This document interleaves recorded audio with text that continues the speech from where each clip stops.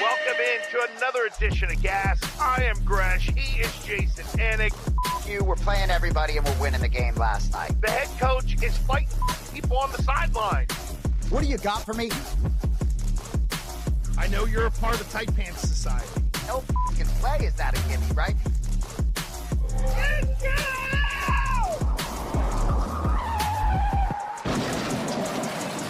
Your post-Super Bowl edition of Gas begins now. I guess it's Gas Afternoon Drive today as we start at 2 o'clock. The schedule is sort of what it is. I mean, I feel like I have to bite off my own tongue because of the things we could talk about that are way more exciting than New England losing the Super Bowl. But Jayson Anik, good afternoon to you. What up, brother? Always great to see you, man.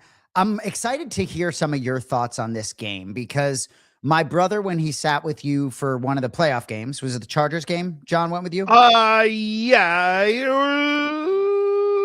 Yeah, I think so. Yeah. I couldn't remember if it was that or Houston. But, you know, he was like, just watching a football game with Gresh is just a special experience. And I've gotten to learn on this show, talking football with you is a very unique experience. It's a little bit of a player experience. It's very much an insider New England experience. So I'm very interested to hear your take on this game because there's a lot to it besides losing. You know, they made it to the last fucking game of the year, motherfuckers.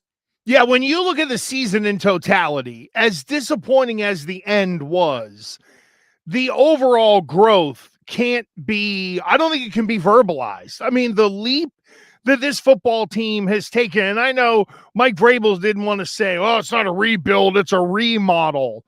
No, it was kind of a rebuild. It was much more of a rebuild than it was a remodel, in my opinion. Now, I know you had certain guys like Maye there. However, the leap they took this year, Jay, I don't think, again, we can't verbalize. And I think the strain, let's call it, that both Maye and Will Campbell are going to go through this whole experience is really going to help their growth in a massive way.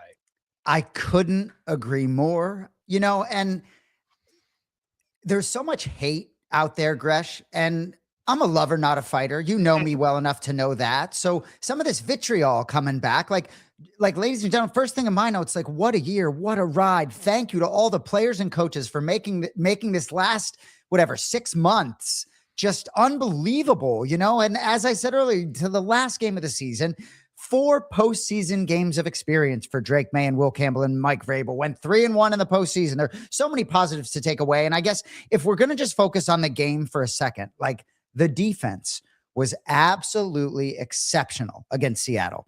You know, and one thing I'll say, you know, certain plays in the game stick out to me, right? Milton Williams may end up rivaling Kevin Garnett as my favorite athlete of all time, but he kind of whiffed on Sam Darnold a couple times when he really was right fucking there. And some of those big plays can swing in a defensive type game. You feel me? So that's one takeaway for me. But Christian Gonzalez was insane. The defense was exceptional. Gave them a real good chance to be in this game, Gresh.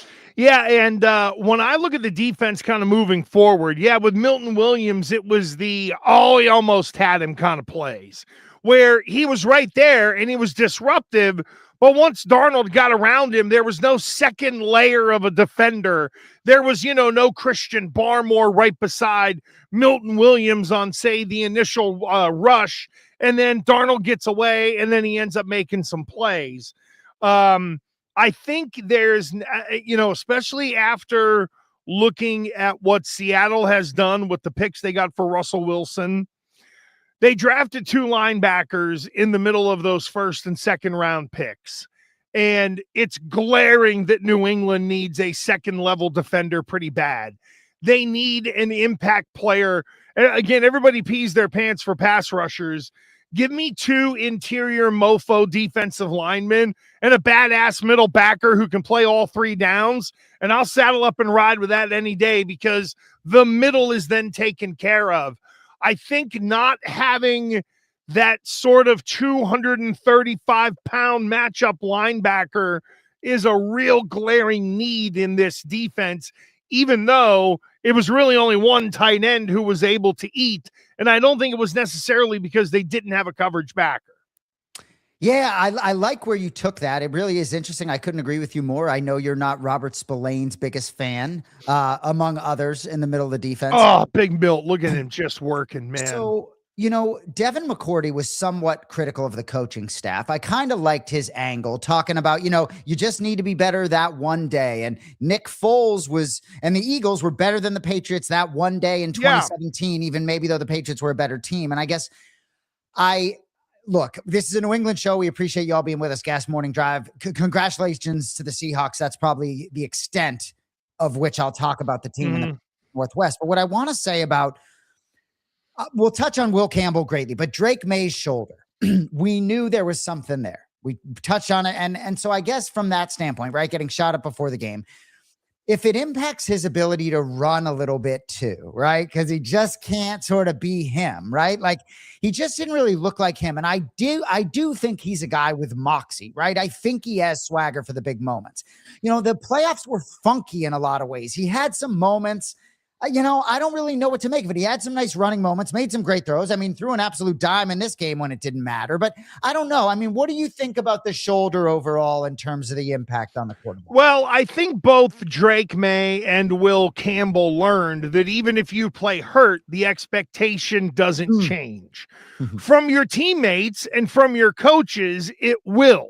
But on the outside, that's why Will Campbell has been really eating a shit sandwich on sports talk radio for the past couple days, Jay, because, 14 pressures. And look, he came out and said he's playing on a torn knee ligament. The surgery is coming, I do believe, or it's going to be one of those where he needs to just go sit down for 3 months and then maybe let the knee kind of take care of itself.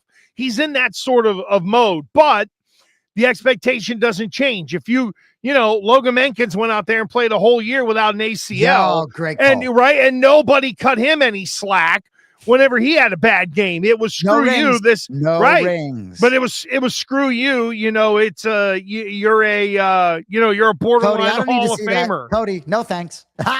But at the end of the day, I think they both learned good lessons here, and it's evident that there is not a quarterback in the NFL who loves pressure. When people talk about quarterbacks and then they're like, well, if you pressure him, show me one that doesn't fall apart when they get the kind of pressure that Drake May got from Seattle. And let's remember this too. For as much as Will Campbell spit the bin on the left side, Jay, the right side, the veterans, they allowed a shit ton of pressure too. Yeah, they ain't good either. And the blitz schemes just beat them every time. So if it was a matter of experience, the other side of the O-line kind of proved that, hey, they got beat on the overload too, and there wasn't much you could do other than whenever there was the extra attacker, tell Drake May to just start running right now, and there was really nowhere for him to squirt out of the pocket. Yeah, and he just didn't look like he had his legs under him, and I didn't love the look. He looked more like the kid who was in that building 10 years ago at 13 years old some of the time, if I'm being honest, But there's a lot of narratives for both of them to prove wrong, Will Campbell and Drake May at this point, right? And those who watched every snap this season, I think we all know that the schedule is only part of it. And there were a lot of dominant moments for this offensive football team throughout the season with a lot of different guys. Drake May doing whatever he wanted to do against good defenses, even though maybe the overall schedule wasn't as good. But for Will Campbell, go prove everybody wrong. Your head coach giving you the chance to play left tackle. Is he not, Gresh? Yeah, no, and Vrabel is not backing off of Will Campbell, nor should they, by the way. Look, we on the outside, and as I mentioned earlier, we're not going to lower expectations when guys are injured. But coaches, trainers, and people in the organization will end up having the proper perspective on what Will Campbell really was or wasn't able to do or what he was asked to do, and knowing that they were putting the kid in a tough spot. Yep. So I completely understand why Vrabel's not bailing on the kid. And again, nor should he. look, you want to really improve the people think now that, oh, you got to move Will Campbell inside, da-da-da. No, you really want to improve this offensive line. You go spend some money and get a veteran free agent guard, and you kick Wilson from left guard to center. That way it gives you a big satchel ass at center. You bring in a little more depth and somebody to maybe hold the hand of Will Campbell a little bit.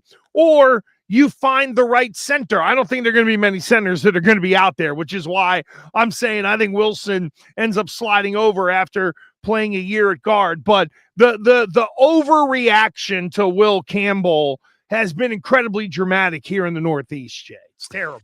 Yeah, well, and ultimately it's up to him, right? Like, I look forward to having the opportunity to watch this team try and prove everybody wrong. And, my brother John on his podcast this week, and really just sort of speaking off the cuff as we tend to, just said maybe I don't think Drake Maye gets back. I'm not sure. I don't think he gets back there, right? Just say, because, and that's not like a crazy thing. It's hard to get to the Super Bowl was his point. And while I do think it's really tough to get back there, and there's going to be a lot of teams and circumstances, and the bounces do have to go your way sometimes, I can't wait to watch them try and do this again. I think they're going to have the right chip.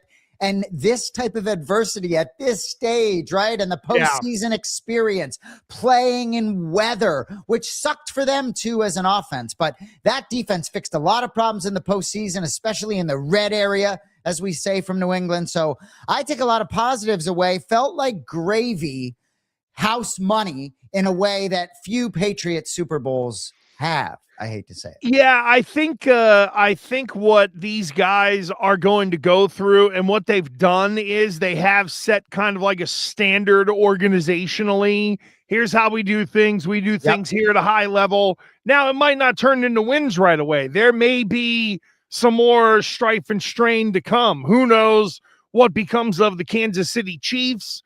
What are the Baltimore Ravens going to morph into? I wonder if they're going to surge backwards, only because that's a lot of change down there. And, you're asking a quarterback who can be a little finicky to ride through some tough times with a new head coach, potentially. What the hell does Joe Brady do in Buffalo? There's probably more unknown in the AFC than there is the known. The one thing we do know, though, is that New England will not be the favorite in the AFC going into the season in terms of getting back to the Super Bowl. I think they'll probably end up being like third or fourth on the odds list, whenever it's all said and done, because I think other teams are going to be really, really aggressive. And while New England can be, I wonder how selective they're going to be in terms of how do they go about adding depth to this roster in free agency without going out and spending $30 million a year like you did on Milton Williams. Well, I think they're going to be pretty aggressive, as they should be, in this Drake Maye rookie salary window. And yes, the defending AFC champion, the schedule's going to be tougher and everybody's going to be gunning for you, but I look forward to watching this team every week with Mike Vrabel leading them and Drake Maye at the helm after making that run. I just think there's going to be a little bit of a confidence and a swagger. They're going to be a tough out every week, just like these other motherfuckers, No, So I totally agree. Confident, and you brought it up right out of the gate. To learn from that type of adversity early on, you could, we talk about it with UFC fighters all the time, a loss being just such a valuable tool. Bilal Muhammad got his ass beat by Jeff Neal back in the day. Cody, don't cut that up. And then he won 10 straight and won the belt. So, sometimes it's a good thing.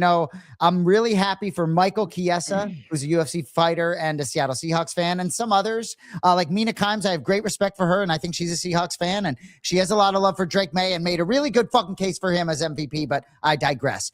But yeah, in terms of moving forward, are there any particular players? The Maxx Crosby thing, I just don't think Tom Brady lets that guy out of town and trades him to New England. I just think there's no fucking way. We all want to talk about it like it's really going to happen. You don't really. He's the dude for me, though. He moves the needle in a whole different way. You put him next to Milton Williams, then maybe I'm wondering what my fucking ring size is. Well, I think there is another little underlying issue that the NFL has to work through before we really start slinging trades, and that is, I don't know if you heard about this, but they're going to vote on being able to trade as many as 5 first-round picks versus now where you can only do 3. It's a terrible idea. It is a terrible idea. You have to put governors and rails on the owners so that they don't turn around and do something stupid. Like New England, I think, wants Maxx Crosby. They would not give up 4 first-round picks to go get the guy. It would just be insane to your cap structure. But regardless, they are going to vote on that. I don't know if everybody just sort of waits to see what the ruling is and when it could start happening. And, you know, I do think Crosby does want to play for Vrabel. But I also don't think Maxx Crosby is willing to like give back bonus money to get his release and then come here and sign a contract. I think he wants the cake and eat it too. Hey, I want the big deal, but I also would love to go play in New England. And Jay, you're 1,000% right. It would have to be an unbelievable offer, almost stupid from New England to be able to make it worth it in the court of public opinion for Brady to trade arguably his best player to his old team. To the team he doesn't like. I mean, Brady, right. I mean, he was rooting for the Seahawks. We don't need to digress on that. Man, the Maxx Crosby stuff, whether he wants to play for Vrabel, like, I just don't see it happening. You know, he's also pretty damn loyal to the Raiders. That's one thing. It reminds me a little bit of Damian Lillard in the NBA with the Portland Trailblazers. But I ultimately just don't think he's going anywhere, even though he was pissed off to not play the last 2 games of the season.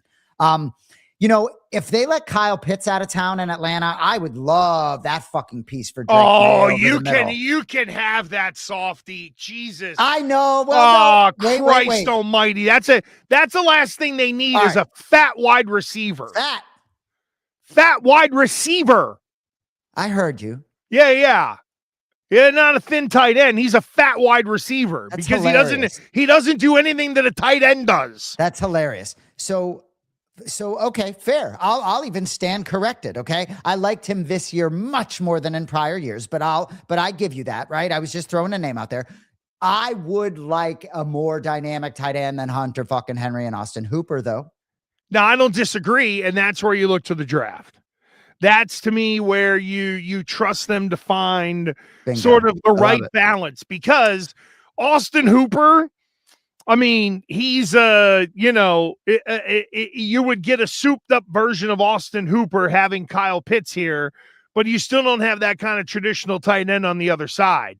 I think, to your point, Jay, maybe it's time for Hunter Henry to become tight end 1A or tight end 2 with finding your next, finding your next Gronkowski type guy, the bigger dude who can block, but who can also occupy the middle of the field a little bit too. Yeah, addressing that in the draft makes all the sense in the world. I know we're sort of looking ahead. In terms of the game itself, is there anything else in terms of the game itself that you didn't get to? Like,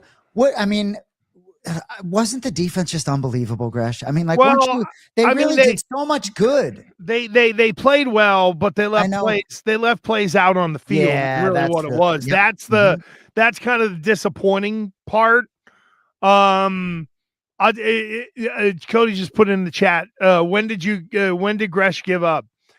It was 22-13 or something like that. And I went outside to go do something with the snow. Or I went to the garage, I think, and then I came back in and Seattle was kicking an extra point. I said to my wife, what the hell happened? And that was when it was like the fumbleception. I thought that was a fumble. Yeah. I didn't realize it was going to be an interception, whatever the hell it was. It went back the other way. And that's when I was like, crap. Because at 19-7 with the throw to Mac Hollins, I thought, all right, maybe there's a little fourth quarter comeback here. And then it just went to hell in a handbag in the end. But I will tell you this. Can I tell you what bet saved all of my other Super Bowl bets? It was Travion Henderson on the last play of the game. So I had Henderson at 15 or more yards at plus 311. Wow. And I'm like, I put a full unit on it. I'm like, this is going to happen. Everybody was on the combo bet with the rushing receiving. I just rolled it receiving. and I see him getting ready on the last play of the game, and I see Travion Henderson go over and say something to Drake Maye. And I go, oh, shit, this could be it. And when it ended up going for 20 yards, I was like, yes, a cash. Unbelievable. So I my bankroll for the Super Bowl was 300. And on the last play of the game, I won 311 to come out plus $11 and save my ass for the day. I love it. Cody said it. He hit an 18-1 same game parlay because of Travion Henderson. And what I think you'll both find interesting is I had a small bet just on his over under, I think, receiving yards. Gresh, if I'm not mistaken, it was like 5.5, and I needed that. And I needed that. And you needed it. Oh my God. So anyway, on DraftKings, Henderson at 4+ was like minus 110. So to your point, 5.5. There were a lot of sharps on the rushing, receiving, the total yards going over. And I think that final play of the game pushed those people over as well. Amazing. You know, one thing I will say, though, I hate criticizing coordinators or head coaches, especially at the caliber of Mike Vrabel and Josh McDaniels. You can criticize Vrabel maybe for not going for 2, whatever. That is what it is. I think that game was sort of over, but they didn't have any fucking juice on offense till it was too late. And they did start to have a little bit of juice. You know what I mean? Slinging the fucking ball. Like Drake, all right, you know, you need to get rid of it in 2 seconds. You know, last year when the team was awful, Drake was getting rid of it in 2 seconds because he knew he had no time. It's not that different this season, Drake, when you're up against these great defenses in the postseason with your shitty offensive line. And I just felt like I didn't see some of the stuff on the sideline, but I felt like they could have injected a little bit of fucking juice into the quarterback, Gresh. I'm not just doing this for the show. Like, as I'm watching them sort of sling it a little bit when they're down late, like, it's the last game of the year. Get after it if you have any bullets in the chamber. Yeah, you know what it was? There was no confidence in the offensive line. Like, I've seen this happen under Belichick so many times. Like, well, we'll come out and we'll try to run it. And then the first couple of runs doesn't go anywhere, and then they just abandon it. I just don't think there was anywhere for them to go. And Jay, I'm looking at the second quarter. Man, oh, man. 3 and out, they gained 5 yards. 3 and out, it was -2. 6 plays, 15 yards, and then 1 play for -1 there at the end of the half. And then the first 3 drives of the third quarter were all 3 and outs. And I bet you if I go look, you know, I pulled up the old play thing here.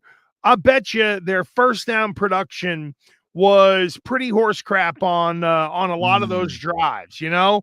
It was really first down that I thought killed them to where they had no first down identity whatsoever. Yes. You know, not even play action, right? There was no first down identity at all. And that's really where Seattle kind of attacked. Here's the other thing too. They were never, Seattle was not afraid of the New England wide receivers at all. At all. Fair. And you know, I know Diggs has got a crazy off-field life and stuff like that, but that they Seattle completely took him out of the game. Now, the offensive line helped do that as well, but not even like a spot screen, nothing to try to just find a way to get the ball into Steph Diggs' hands. They did it late. Yeah, and it was really inconsistent at that. I mean, anything in the fourth quarter, even though Maye made a hell of a throw to No Shoes, anything in that fourth quarter was kind of garden variety. Yeah. Fine, we'll give it to you type stuff. Yep. I'm with you. I'd like to move on to the Boston Celtics, if I may. Is that okay? Please do. My God. 34-19, second in the Eastern Conference. It's just unbelievable, right? But I want to talk about Jayson Tatum a little bit, right? So Monday, 5-on-5 practice sessions with the G League team or whatever. Some of the guys, right, played like full, right? So according to Shams, who's the guy, still boxes to check, but he said there will be a dozen people deciding medically and mentally if Tatum plays or not. So tomorrow it will be 9 months to the day that he ruptured it, May 12th. Does he play, Gresh? Should he play? Your thoughts? He will play. Someone that I talked to that is close to that situation said because the team had overachieved, the expectations were getting out of whack. And Tatum did some of this just to kind of slow everyone down. He still doesn't feel like himself. I think there are more mental hurdles for Jayson Tatum to overcome than physical. And so today is February 11th, right? And you said tomorrow's what, 9 months? So let's give him 2 more months. Let's say on April 11th, he's starting to, feel it a little bit, to where maybe you can get him in some of the regular season games in April and then sort of get to playoffs. I think Tatum needs to know that he can jump to playoff intensity in the regular season before, he's kind of tippy-toeing around it a little bit. I think he's really got to feel it that he can crank it up a level, because there's no way you put him in a competitive environment, against Cleveland or someone like that, you're not going to be able to hold him back. And you don't want him playing tentative at all. So, Jay, I think in 6 more weeks, this guy will be mentally ready to go. And if you just go 6 weeks, you're looking around the end of March. So say he can get in the final 5 regular season games and hope it can go from there. That's kind of what my vibe of talking to some people up there. So that all makes great sense. And I think that's probable and plausible. I feel like I've changed my tune on this a little bit, but I just kind of want to present the other side. It might be a little bit devil's advocate, right? But I know Kirk Cousins and Aaron Rodgers, it's a different sport, but I think like a year and a half, 2 years later, they both are better. And it's interesting, right? I heard Kirk Cousins talking about it, saying like last year, it just felt like tight. His Achilles just felt like tight, and he just felt a lot better and looser this year. And Aaron Rodgers looked better the second year removed from that injury.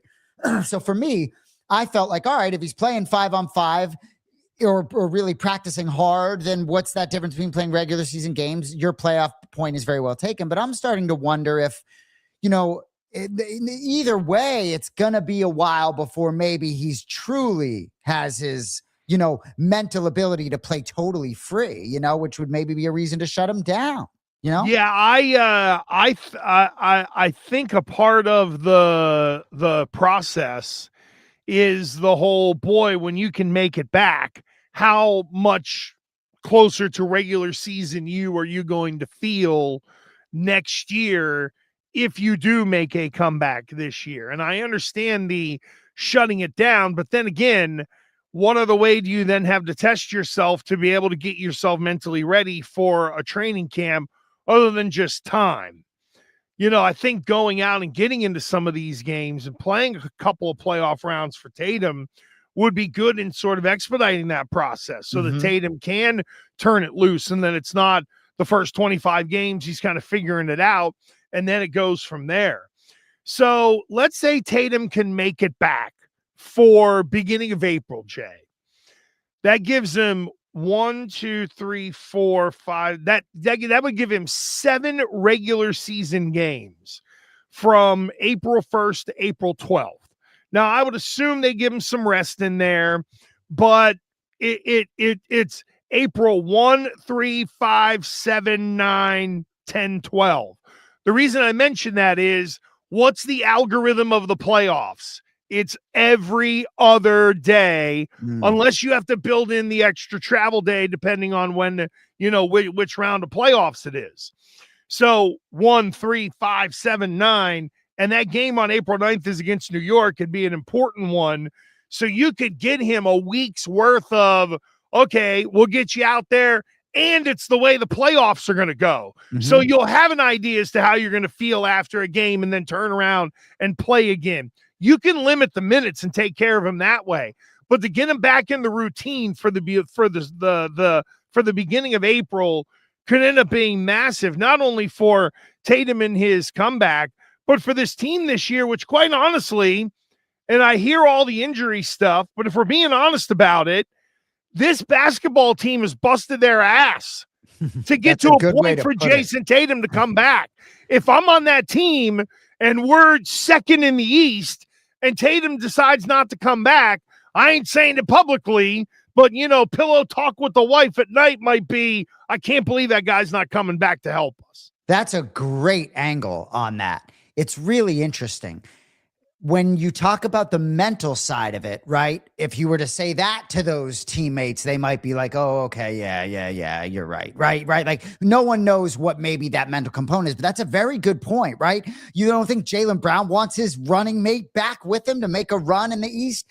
Unfortunately, I just, I don't love the move with Vucevic. It doesn't move the needle for me that much. I just don't really look at this team as a full. It feels as though this was a little bit of a small step back to take some big steps forward this season. So for me, I don't know. It's hard for me to imagine he's going to be sort of himself, if you will, right? But at the same time, you put that guy in the front court, it can change things. So, he's top 5 player for many years. I think the Vucevic trade is for this year and next year. I do believe they'll find a way to keep the guy. I think the Vucevic trade was absolutely massive. You do. If Tatum is back, he's the perfect slow white big with still some offensive skill to put with those guys, right? Fair. Okay, good. That makes me feel better. But I also think getting under the tax. Yes, that's really, because I think some people have turned it into, this new guy, Bill Chisholm, doesn't want to spend. No, I disagree. I think he's willing to spend. He just wanted to reset the number before he started doing it, right? So let him pay the kind of tax that Wick Grossbeck did in getting to the Uber team that we've had the past couple of years. Absolutely. And with respect to all the guys that helped raise the banner, Drew Holiday, Porzingis, and the guys that have been shipped out of town, every single move that Brad Stevens has made, no surprise, has been right on point. He's kept all the right dudes. I know you agree with me. And your point, he's the best GM in the NBA. And when you talk about the other dudes wanting Tatum to come back, and Tatum wants to come back. So I guess maybe as we've talked this through, I think that if he could really just give it another 6 weeks and really slow play it. Yeah, you get that dude. I mean, he's just makes such an impact on the defensive end too. That's what I can't stop thinking about. He's just such a problem. He's so much length. He's so good on defense. That's what these all-time greats are. What do you make right now of Jaylen Brown's chance to win the MVP? It's a great question. I think he'll fall short. He's getting buzzed though. I heard Barkley and crew talking about pumping him up a little bit, and that's the kind of publicity that you need. What are the odds on Wemby? Because he's getting it, and he should get it, in my opinion. So, that's a really good question. I'm gonna look on. So that's the guy. Whatever the odds are, I'd play it today if it's there. I should look at it here, but it's a really good question. I love it for Jaylen Brown. I'm so happy for him, and I'm happy for Jaylen that he was able to get that NBA Finals MVP too. Wemby 4%. Huh. Are SGA's numbers that good? I'm going to play that right now. I'm going to see what we got down here in Florida at Hard Rock Bet. I'm going to play it live. Well, you know what it is with the whole SGA thing. He's the incumbent, and they ran out to a big, what am I missing? What am I missing with Wemby? Are you getting? It's so funny. Are you getting you getting a crazy number still? Hard Rock Bet, of course. He's not even on the board. I don't think Cody sees him on the board either. Am I missing something, or his number's not there? What am I missing? They beat OKC every time they fucking play him, right?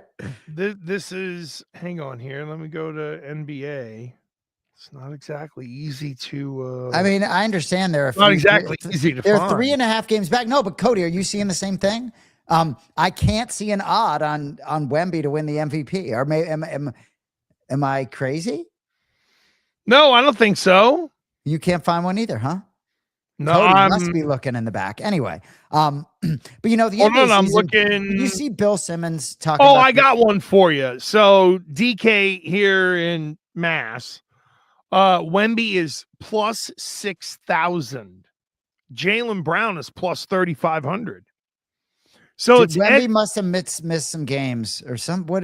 The numbers. No, the numbers aren't there. Period. It's SGA minus 2. It's SGA minus 220. Jokic is plus 320.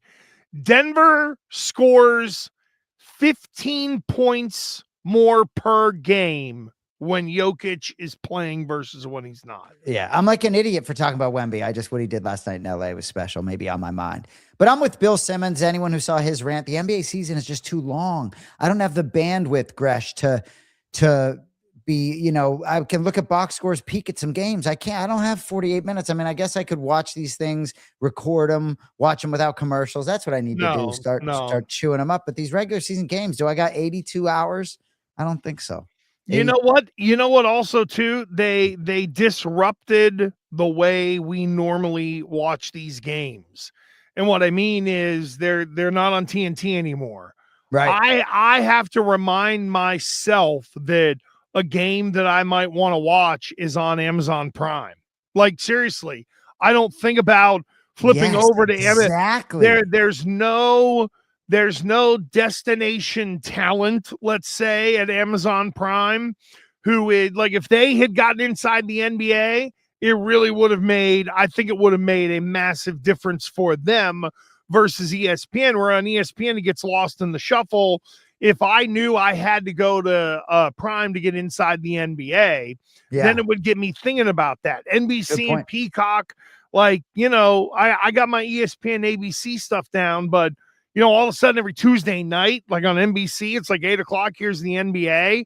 It still feels a little weird. And that in-season tournament does fucking squadouche. It offends me. It like bothers me for some reason. Like, it really bothers me when I see. I'm like, is this soccer?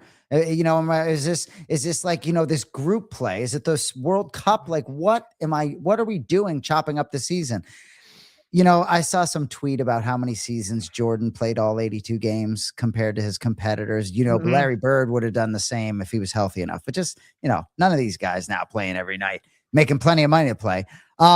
By the way, do you know with LeBron missing last night's game, he now is ineligible to make all NBA, and he's done it 21 years in a row? Yep. That's ridiculous. 21 years in a row is ridiculous. Kobe is second with 15. Wow. Just to show how big a gap. I mean, we're probably never going to see anyone do anything like that ever again. This guy's 41, for Christ's sake. So I know LeBron hates Boston, and I know that he would never play for the Celtics, right? But you can be sure that he has probably 1 year left, and he might bounce somewhere, whether it's Cleveland or whatever it may be, right? But it's like, if you're LeBron trying to win a title, and you could pick one team. I didn't intend it. Oh, Cody put Houston in. Yeah, go play with Kevin Durant. That makes a lot of sense if that's what you're saying, Cody. It's a good name. If that's what you're saying, dog, I'm with you. But that'd be fascinating to see LeBron bounce somewhere else. He's been bouncing around for years. So let's move on to the grab bag. We don't need to talk anymore about the NBA, do we? I know. I was just gonna say, I don't. LeBron's not going to Houston because the coach there has a set of balls. Well, I'm not making a horny guy joke. I'm like, I know. LeBron's going to go. That's why I'm smiling. Good. LeBron's going somewhere where he's going to tell the coach what to do. He may ain't taking that shit. He may fuck no. He may be like, get out of here. So Cody, I couldn't find a line on Canada men's ice hockey to win gold. You found plus 115. Of course, Hard Rock Bet doesn't have that for me. Of course not. But I tell you what, plus 115 on DraftKings. Yeah, I might have to make a phone call. So, Gresh, you watch any fucking luge? I'm watching the luge today, right? The Italian women in doubles wins the gold medal. I hope I'm not spoiling this for anyone on their home turf. But inject the luge into my veins, Gresh. You know what else I love too is I was watching the ski jumping, and they have the drone on the cable that is right behind them when they're in the air, right? Sick. So it's not that I'm the last person who would ski jump. It would be, I'd sink like a stone, for God's sakes. But to see the camera angle of they go right down the thing, and as soon as they get in the air, there's like it's right behind them, following them. It's so dope. I have to give NBC credit for some of their camera angles. And look, I don't know about you, I can always watch curling. I don't know. I did it once, by the way. Yeah. It's I tough think I would have fun doing it. It's tough on your back. You gotta have a good core. If you're a fatso like me, you're screwed. So I love speed skating. So Cody says Jake Paul's wife won her event and set an Olympic record. Yeah. Speed Yeah, skater. he was like crying over it. Yeah. And U.S. speed skater set a world record. Stoltz. Okay, I'm gonna get into some of this stuff. Fascinating, but yeah, pretty quick show today, but a fun one. You know, we're not all down in New England. All you haters are so happy. There's so much Boston hate.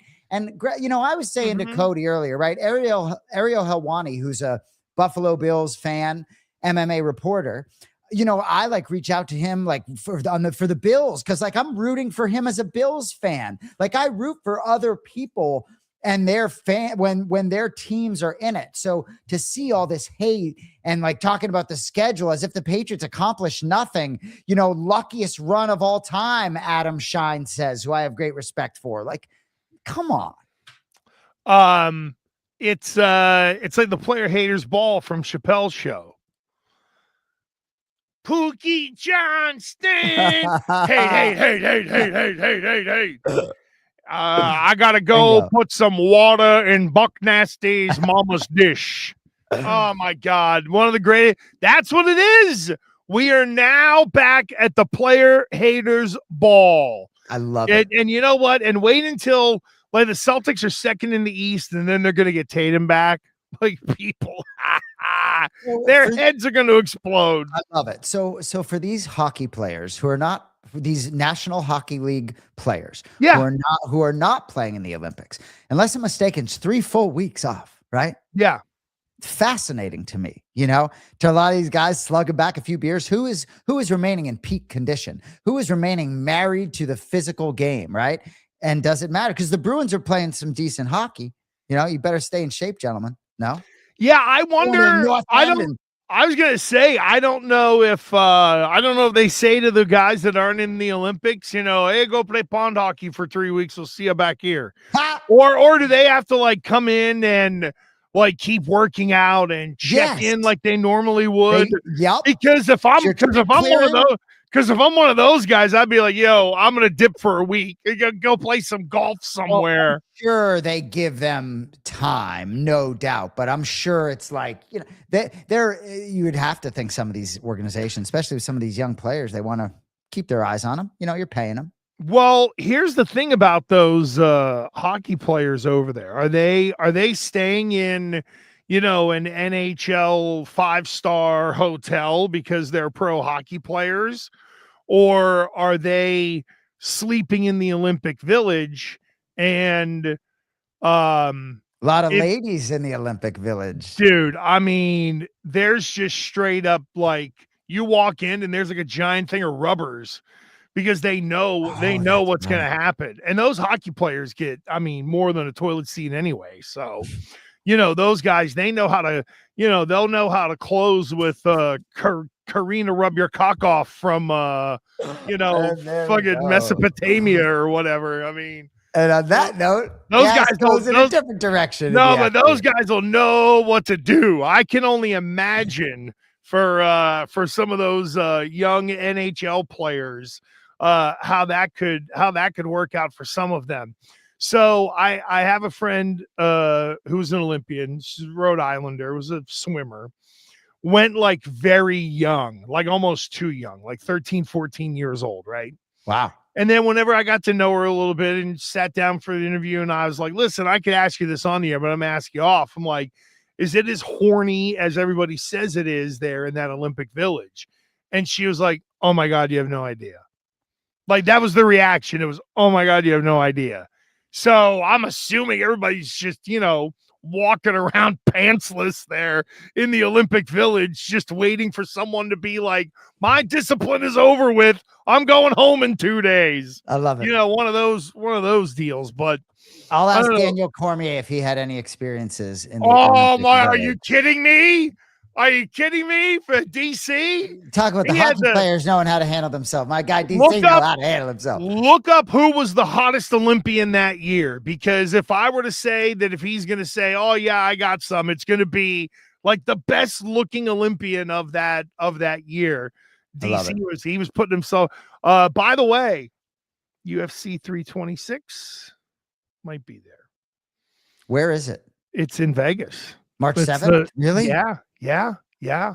I'm thinking Something that I wish you had brought to my attention yesterday. well, Remember the that from Happy Gilmore or whatever that movie was? yes, I do. Well, the code red was given that someone wants to make the trip for the youngest 21st birthday celebration. So Well, it's that's my job to amazing. figure it I'm out. flying home from Vegas on March 5th, 2 days before the event. So there you go. That's a killer. And I'll get to do a VSiN show out at the circus. So that'll be cool. Yeah, by the way, for those who do watch VSiN, the sports and information network, the sports betting network, Vegas Sports Information Network, you can get it on YouTube, see it online. I will be a part of every Sunday morning now, talking to the Degenerati from 9 a.m. to noon every Talking Sunday to on the VSiN. Generati, is that what you said? The Degenerati. Ah, okay. Who is that? Does No, he have a real name? the Degenerati is the weird kind of the Degenerati. It's the whole gambling world and the gambling media and stuff. I'm an like idiot, that. and so get me off your screen. It's like paparazzi. Well, good. You know A lot of these guys have names, right? The degenerate gambler. There's a, I thought you were talking about some dude that you were co-hosting with. No. Actually, my co-host Will Hill is a Connecticut lad. So Rhode Island, Connecticut. Yeah, I know. Not bad there. Yeah, New England taking over VSiN every Sunday morning, and that should go through and into football season as well. I love it. Congrats, brother. Thank you, buddy. I appreciate that. You're very kind. And I mean, the thing that you're working on is just Hey, we'll see. But Dirty amazing. Boxing keeps rolling next month. So yeah. When is and grappling as well? Yeah. What is the DBX and grappling so for schedule those of you for that like jiu-jitsu or just that you like sports, I will say this Professional Grappling Federation season 9, 175 pounds. We had the draft February 4th. Regular season begins March 4th. I'll be in Vegas for 5 straight Wednesdays covering for the regular season, March 4th, 11th, 18th, 25th. April 1st is the final regular season. There are 4 teams, 4 franchises, and then the 6th week, I'm going to Vegas 6 straight weeks, is the playoff. The top 8 competitors end up in an 8-man bracket at the end. But there are 20 athletes there. Gresh, they have a draft. They have bench players like practice squad. They throw penalty flags. There's a fantasy league. There are 4 franchises: Las Vegas, Philadelphia, Alabama, Colorado. All have, I believe, paid close to 7 figures for these teams. It's absolutely insane. Wow. They're changing the game in jiu-jitsu. I've never been on a mat ever, and I'm there because of the sports angle and the broadcast component, and it's insane. And yeah, then we got Dirty Boxing creeping in there March 21st. So we'll figure out how to make them both happen. But yeah, that's all we got going on. Wait, do we have a main event yet for March 21st on Dirty Boxing, or is it a little early yet? I know normally it's like a month out, right? Where you find out who's I also know that Mike Perry is out there, causing trouble and things like that. Might go bare knuckle, might be Dirty Boxing. Come on, Mike Perry still wants to fight without gloves on his hands. And he said it to my face, and I've gotten to know him, and I actually said to him, I'm like, bro, I get nervous when I don't like watching you fight bare knuckle, bro. I was like, can you come? And obviously the money in bare knuckle is a different conversation, but he's like straight to my face, like 2 inches away. He's just like, I like the. But that's the thing. But I think to what you're saying, Jay, the money is nice, but the preference is he doesn't want those gloves on because exactly. That's just who he is, and right? He knows he's gonna break his hands, and Yep, and doesn't care, and still wants to go do it and go try. Smoke. It's unbelievable. And Eddie Alvarez was ironically supposed to be on the Anik and Florian podcast, didn't show up. My guy Platinum would have been there. I love it. All right, very good stuff. Thank you. Excuse me. Thank you as always to our guy Cody Marrow. Put together a hell of a format today. Great show's been doing an awesome job with all of the shorts and everything that you see on social media. All right, it is now full steam ahead. When will Tatum come back? We need a clock, or we need to pick a date where Yeah, we we said think over under April 1st. I like it. I like it, and we will discuss it next week here, Gresh Anik Show. Gas. See you then.